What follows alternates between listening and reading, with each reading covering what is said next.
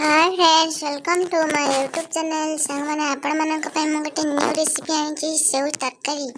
चलते सांग मैंने आपण मानक ये वीडियो जदि भल लगी ताले लाइक करेंगे, सब्सक्राइब करेंगे, शेयर करेंगे, कमेंट करबे कि जमर भूलबे ना। नुआ जी आसे सी कमेंट रे लिखिक कहे केमती होइछि हमर सेव तरकारी। देखंतु एठी मु गैस ऑन करिकी कढ़ाई बसाई देछि लो फ्लेम रे। एठी मु तेल ऐड कर देछि। कढ़ाई तातिला परे एठी सोरिष आ किछि जीरा आउ पियाज को भी ऐड कर देछि। पियाज हमर सिझी सारी छे। एठी मु कंचा टमाटर को भी ऐड कर देछि। देखंतु केते सुंदर भाबे हमर टमाटर टा भी सिझी जाइछि। एठी मु किछि स्वाद अनुसार लूण ऐड करूछि, किछि गरम मसला को ऐड करूछि संग माने किछि भला स्मेल आसीबा पई कि आको किछि समय सिझिबा पई कि छाडी देथिला। हमें देखंतु एथिरा हमें सेव जेतिके अनुसार ऐड करबा सेतिकी पानी ऐड करबा। देखंतु हमर पानी टा फुटी आसलानी। एथिरे सेव ऐड कर देबा।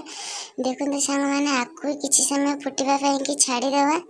देखंतु केते सुंदर भाबे हमर टकमक होई कि सेव तरकारी रेडी हो जाई छै। एथिरा हमें किछि चिकन मसला ऐड कर दै छै किछि भला वासना आसीबा पई कि देखंतु केते सुंदर भाबे हमर रेडी हो जाई छै सेव तरकारी, सेव टमाटर तरकारी। आपण मन भी ट्राई करन।